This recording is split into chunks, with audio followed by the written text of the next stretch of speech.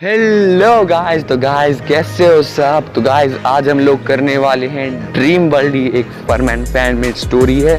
I hope तुम्हें इसमें मज़ा आएगा। तो जल्दी से जल्दी शुरू करते हैं बिना किसी टाइम पास के। मैंने पूछा गुटके से कि देखा है कहीं तुम्हारे टाऊ सा हंसी। गुटके ने कहा टाऊ जैसी शक्ल और कहीं पे नहीं। तो गाइस हम लोग देखते हैं कि एक दिन परमैन अपनी ड्यूटी से अपने घर पर आ रहा होता है और उसकी कमर में काफ़ी ज़्यादा दर्द होता है। वो बोलता है कि अरे यार काफ़ी दिनों से लगातार परमैन ड्यूटी कर करके यार मेरी तो हालत ही ख़राब हो गई है। लगता है मुझे 1-2 दिन लगातार सोना पड़ेगा।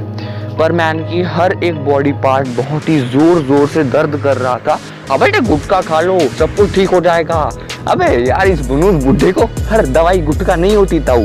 तू भी उस गुटखा किंग की तरह बातें मत किया कर भवरी। हाँ तो हम लोग अपनी स्टोरी पर वापस आते हैं। उसके बाद हम लोग देखते हैं कि परमैन ऐसे ही लेटा हुआ होता है। वो बोलता है कि मेरे रोबोट मेरी कमर में बहुत ज़्यादा दर्द है। उसके बाद परमैन से हिला भी नहीं जा रहा था। क्या परमैन से हिला भी नहीं जा रहा था। उसके बाद वहाँ से बर्डमैन गुजर रहे होते हैं। तभी वो सोचते हैं कि मैं यहाँ तक तो आ चुका हूँ तो चलो मिक्सुओ से मिल के ही जाता हूँ।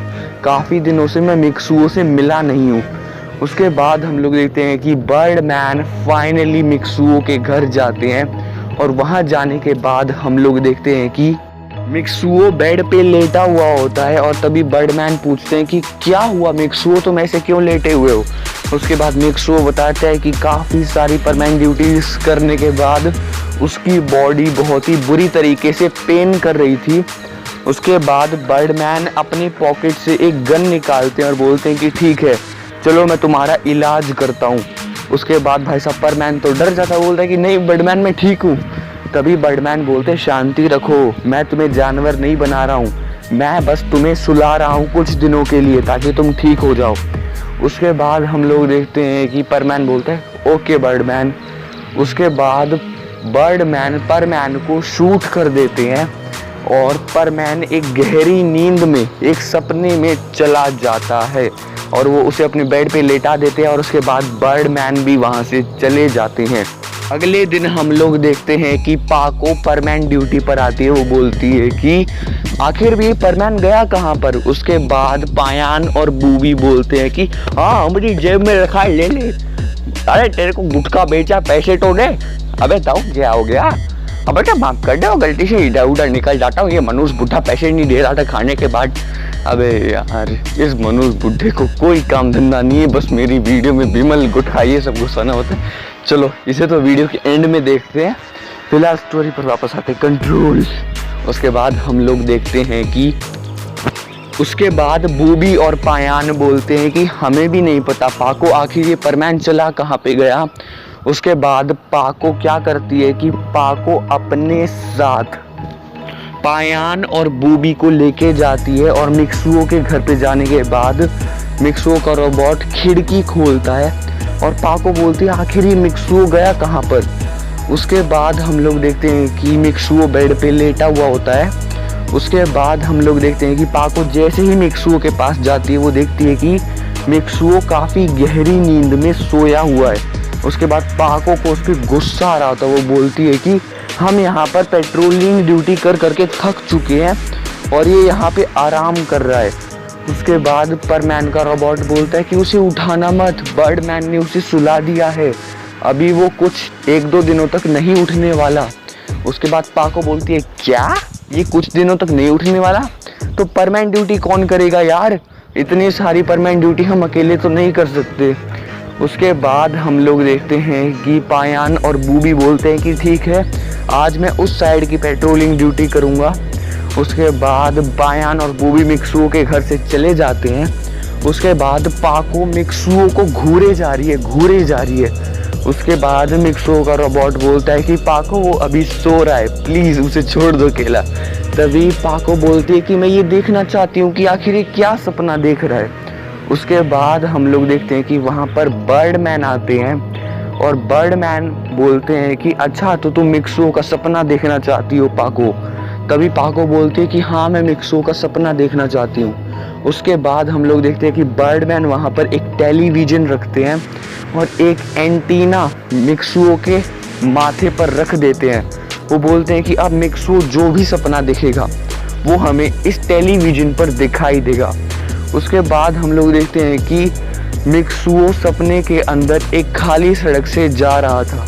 उसके बाद पाको बोलती है कि थैंक यू बर्डमैन, अब मैं मिक्सुओ का सपना देख सकती हूँ। उसके बाद हम लोग देखते हैं कि पाको मिक्सुओ के रोबोट को भी कमरे से बाहर निकाल देती है और पाको बोलती है कि यहाँ पर सिर्फ मैं और परमैन होंगे, रोबोट तुम यहाँ से जा सकते हो।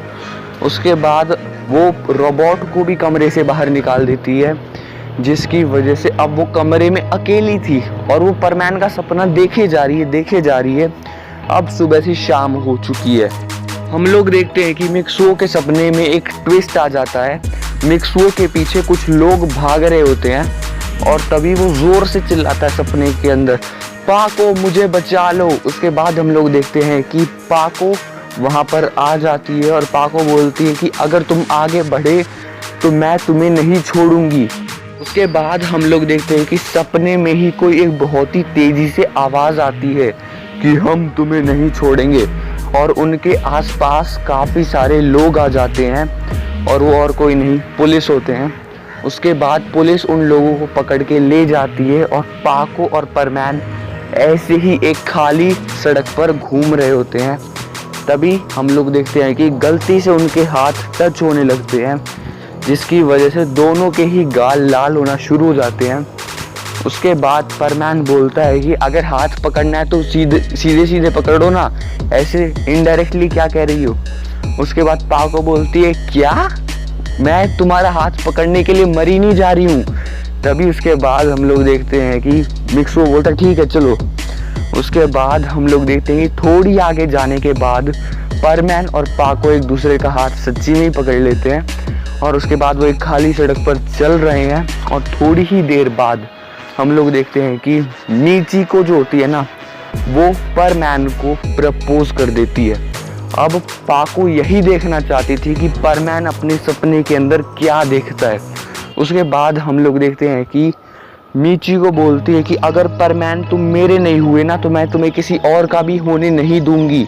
उसके बाद हम लोग देखते हैं कि मिचिको के हाथ में एक एसिड की बोतल होती है और वो उसे परमैन के चेहरे पर फेंकने वाली होती है।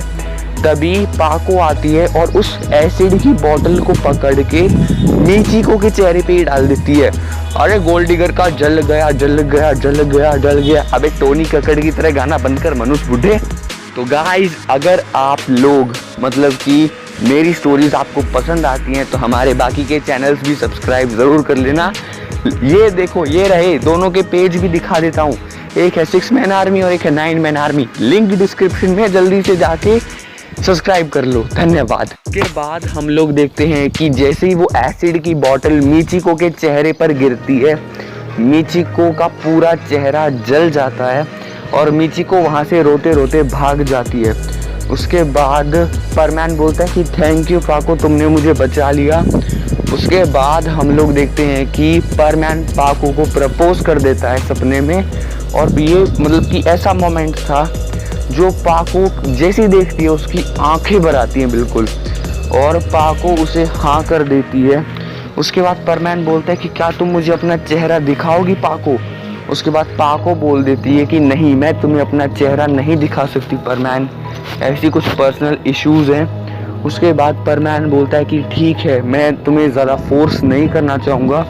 उसके कुछ दिनों के बाद हम लोग देखते हैं सपने में ही परमैन और पाको शादी कर लेते हैं, और जैसे ही उनकी शादी होती है ना, वो सीन काफ़ी ज़्यादा बढ़िया होता है। मतलब कि परमैन स्टेज पे खड़ा हुआ स्पीच दे रहा था, लेकिन परमैन को पाको की आइडेंटिटी अभी तक नहीं पता थी। उसके बाद हम लोग देखते हैं कि सपने में मिक्सुओ एक बहुत ही बड़ी कंपनी का CEO होता है, और उसके बाद वो बोलता है कि आज यार ऑफिस जाने का मूड नहीं हो रहा है। उसके बाद पाको बोलती है तुम्हें जाना पड़ेगा, तुम CEO हो और बेस्ट CEO का अवार्ड भी लेना पड़ेगा तुम्हें। उसके बाद परमैन बोलता है कि ठीक है यार जा रहा हूँ। उसके बाद परमैन अपने ऑफिस के लिए जाता है। तो जैसे ही वो अपने घर से निकलता है ना, पाको अपना घर लॉक नहीं करती है, तभी अब उसके घर में मीचिको आ जाती है। अरे गोल्डीगर घुस गई। अबे चुप करता हूँ मनुष्य बुड्ढे। उसके बाद हम लोग देखते हैं कि गोल्डीगर बोलती है, सॉरी मीचिको बोलती है, तुमने अच्छा काम नहीं किया पाको। उसके बाद पाको बोलते हैं कि कौन हो तुम। उसके बाद मीचिको बोलती है कि आज मैं तुमसे अपनी हर चीज़ का बदला लूँगी। तभी मीचिको के हाथ में एक एसिड की बोतल होती है और पाको से काफ़ी ज़्यादा दूर खड़ी होती है। उसके बाद मीचिको बोलती है कि आज चाहे कुछ भी हो जाए मैं तुम्हारा चेहरा जला कर ही छोड़ूंगी। तुमने भी मेरा चेहरा जला दिया था, तुम्हारी वजह से मेरा चेहरा खराब हुआ है। अब मैं तुम्हें नहीं छोड़ूंगी। उसके बाद हम लोग देखते हैं कि मीचिको वो एसिड की बोतल लेती है और बोलती है कि पाको अब चाहे कुछ भी हो जाए मैं तुम्हारा चेहरा जलाकर ही छोड़ूंगी। उसके बाद हम लोग देखते हैं कि पाको काफ़ी ज़्यादा डरी हुई होती है, क्योंकि पाको ने अपना जो मेंटल होता है ना वो नहीं पहना हुआ होता है, जिससे परमैन हवा में उड़ता है वो नहीं पहना हुआ होता है, जिसकी वजह से मीचिको आराम से वो एसिड की बोतल पाको के ऊपर फेंक सकती थी। उसके बाद हम लोग देखते हैं कि जैसे ही वो फेंकने वाली होती है ना, परमैन अपना हाथ अड़ा देता है मीचिको के हाथ में, जिसकी वजह से वो एसिड की बोतल मीचिको के ऊपर ही गिर जाती है वापस से। अरे मीचिको का डबल जल गया जल गया जल गया। अबे क्या जल गया मनुष्य बूढ़े। उसके बाद हम लोग देखते हैं कि मीचिको वहाँ से रोते रोते भाग जाती है। उसके बाद परमैन फुल स्पीड से पाको के पास जाता बोलता है कि तुम ठीक तो ना। उसके बाद हम लोग देखते हैं कि परमैन पाको को एक टाइट हक करता बोलता है कि मैं डर गया था यार। उसके बाद हम लोग देखते हैं कि पाको बोलती है मैं तुम्हें अपना असली चेहरा दिखाना चाहती हूँ परमैन। उसके बाद परमैन बोलता है कि हाँ प्लीज़ मुझे अपना असली चेहरा दिखाओ, मैं तड़प रहा हूँ तुम्हारा असली चेहरा देखने के लिए। उसके बाद हम लोग देखते हैं कि पाको अपना हेलमेट हटाने वाली होती है, तभी हम लोग देखते हैं कि परमैन की एकदम से आँख खुल जाती है। उसके बाद परमैन बोलता है शिट यार शिट, मैं पाको का चेहरा देखने वाला था यार। उसके बाद हम लोग देखते हैं कि उसके साइड में पाको ही खड़ी है। उसके बाद पाको बोलती है कि बस तुम काफ़ी दिनों से परमैन ड्यूटी पर नहीं आ रहे थे, इसीलिए मैं तुम्हें लेने आ गई। उसके बाद हम लोग देखते हैं कि कोई डोर पर नॉक करता है। वहाँ बाहर परमैन का रोबोट होता है, बोलता है कि तुम दोनों 3 दिन से अंदर हो, अब तो बाहर निकल जाओ, मेरा कमरा मेरे को दे दो। उसके बाद पाको बोलती क्या हमें 3 दिन हो चुके हैं आप। उसके बाद हम लोग देखते हैं कि पाको परमैन के घर से चली जाती है। और उसके बाद हम लोग देखते हैं कि अरे यार आज तो बस पाको का चेहरा देखने ही वाला था मैं, पर नहीं देख पाया, अरे यार।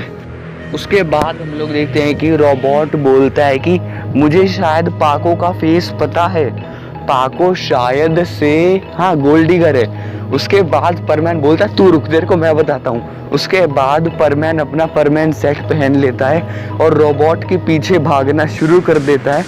उसके बाद हम लोग देखते हैं कि मिक्सुओ का रोबोट आगे आगे सड़क पर भाग रहा होता है और पीछे से परमैन काफ़ी गुस्से से आ रहा होता है, बोलता है कि रुक, मेरी पाको को गोल्डीगर बनाता है तेरी।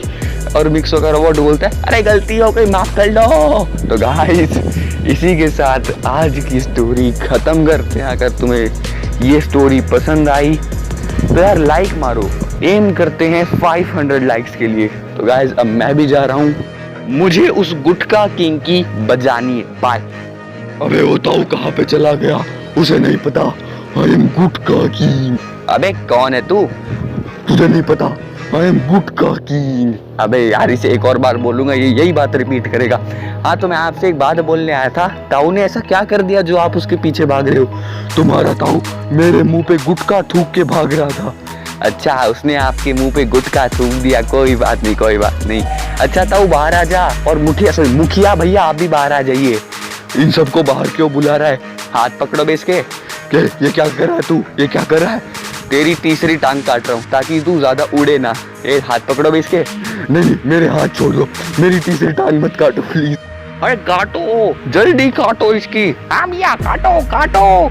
नहीं मेरी टांग मत काटो। नहीं।